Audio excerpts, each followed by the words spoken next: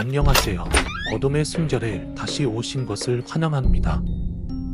오늘 이야기에서는 어둡고 섬뜩한 분위기로 여러분을 초대합니다.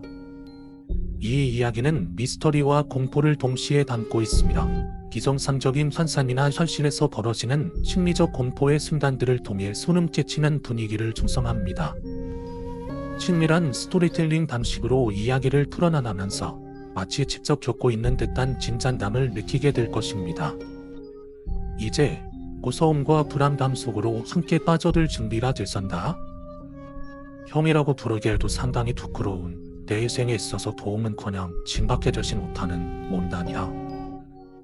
온몸을 단바닥에 문대며 두 팔로 기어가는, 혼자서만 화장실 변기에 앉지도 못하는, 그렇게 자기 앞가림도 제대로 못하면서 항상 형 노릇을 하려는 못난 형이 있었다. 어렸을 때는 형이 있다는 사실이 마냥 좋았다.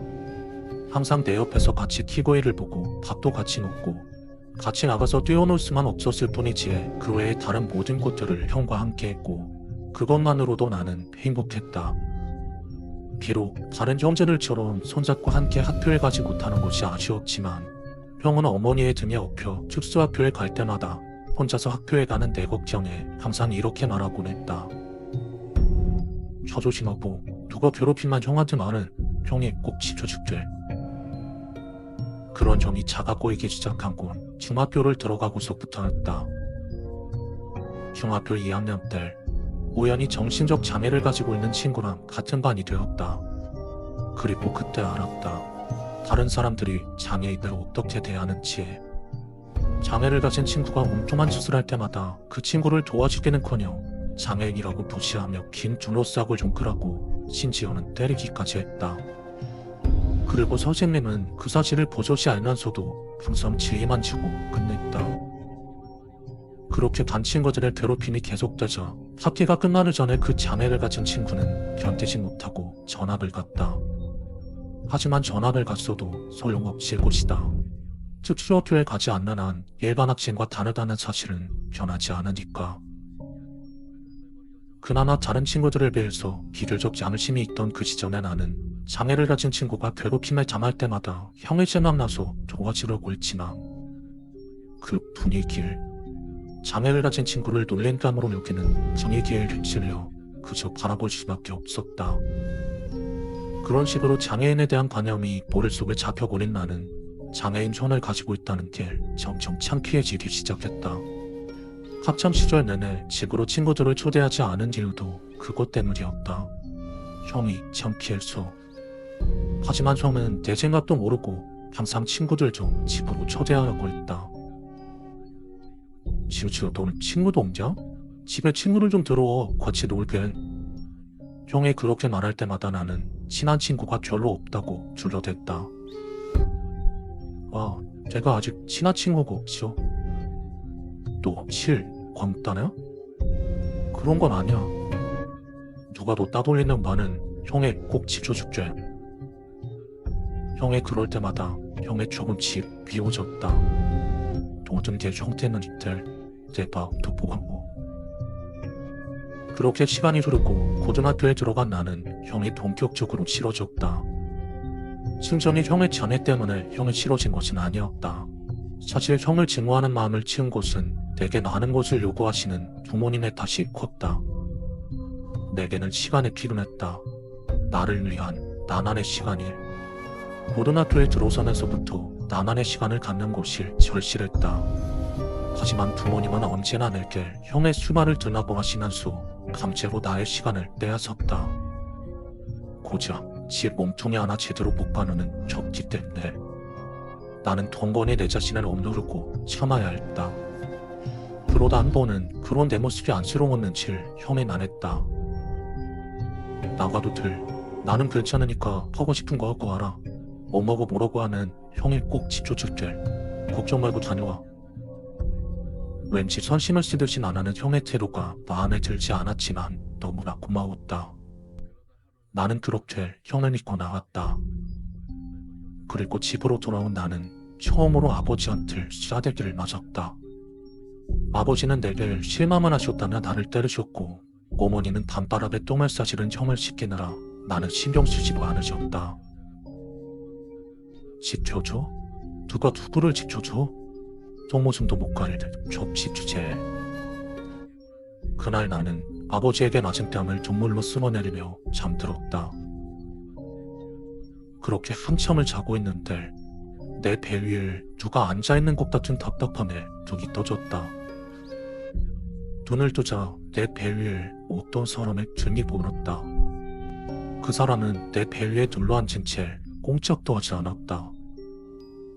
나는 답답해서 그 사람을 떨쳐내려고 했지만 그 사람은 비동도 하지 않았다.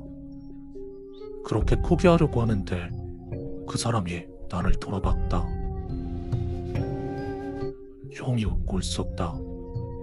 내 생에 가장 끔찍하고 더러운 악몽이었다. 그날 이후로 우리 집에는 휴대용 경기가 생겼고 나는 그 경기를 닦고 처리하는 일을 도맡았다.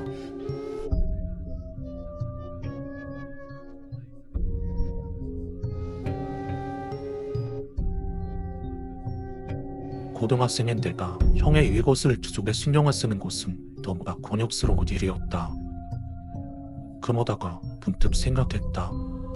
만약 내가 어른이 되어도 형이 내 곁에 있다면, 내가 성인이 돼서 동네들도 형이 내 발목을 잡는다는 것은 안 봐도 뻔했다. 그래서 나는 형을 죽어야 할 사람으로 취급하고 막대하기 시작했다.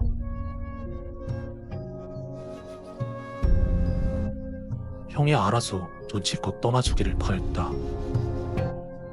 내가 형을 막대하는 태도에 어머니는 형이 불쌍하지도 않으냐고 하시지만 그것은 어머니께서 스스로를 옥매는 사슬이었다. 장애인 아들을 낳는 어머니의 죄책감이라는 끊어지지 않는 사슬. 사실 어머니는 불쌍한 여자다.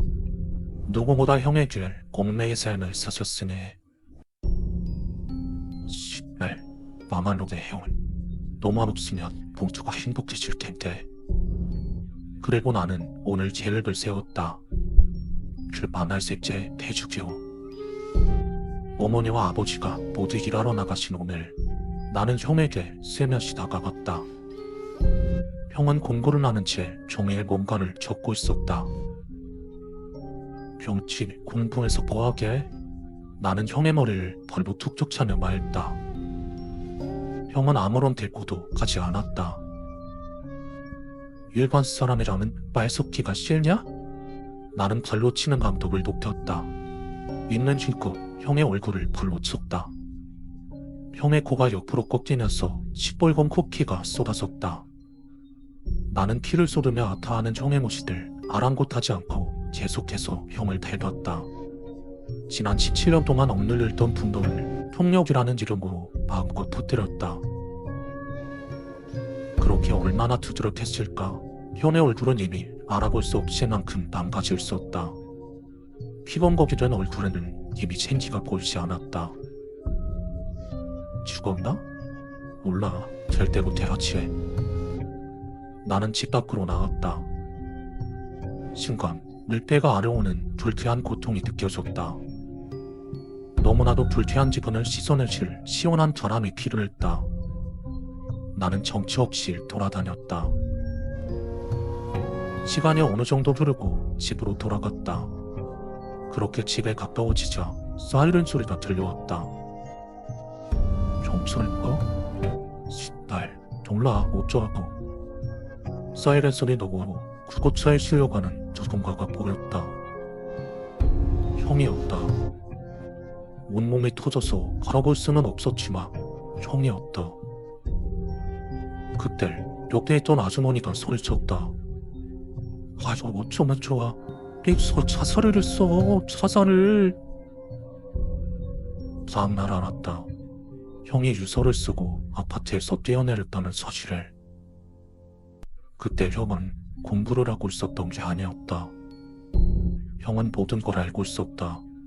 그리고 나를 위해 밤 안에 내 죄의 증거인 피를 전부 닦아내고 자신이 모든 것을 끌어안고 뛰어내린 곳이었다. 그 순간 형이 어렸을 때부터 줄곧 하던 말이 떠올랐다.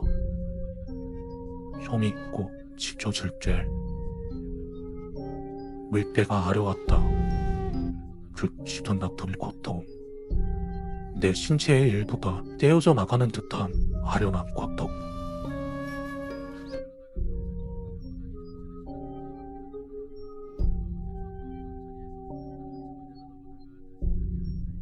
장례식이 끝나고 며칠이 흘렀다. 어느 정도 충격에서 깨어나서 회복을 하시던 어머니께서 내게 사진 한 장을 건네줬다. 형과 내가 아기 때 함께 찍은 사진이었다. 아니, 자세히 말하면 형과 내가 함께 붙어있는 사진이었다. 사진 속의 아기는 두 달에는 서로 공유 앉힐 상체만 따로 가지고 있었다.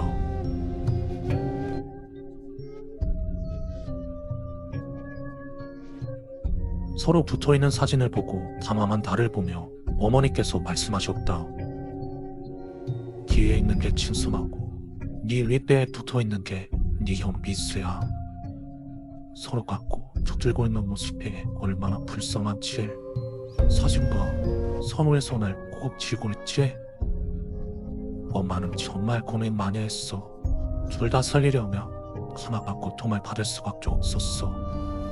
몰목이 나서 말을 하시더니 끝내 어머니는 슬픔에 말을 잊지 못하셨다.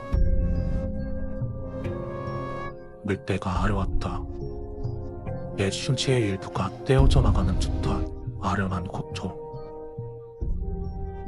아주 먼 옛날에 따뜻하고 포근한 엄마 뱃속에 있을 때 나는 뒤에서 형을 끌어안으며 말했다.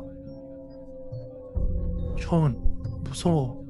어둠의 숨결을 통해 들으신 이야기, 여러분은 어떻게 생각하시나요? 여러분만의 해석이나 이 이야기의 기밀에 대한 의견을 댓글로 남겨주세요. 이 이야기가 풀리지 않은 채 끝나며 미스터리한 여운을 남긴 이유는 여러분의 상상 속에서 계속되기 위해서입니다.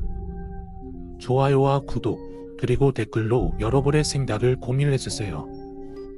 더 많은 이야기를 함께 나누며 공포의 세계를 탐험해보아요.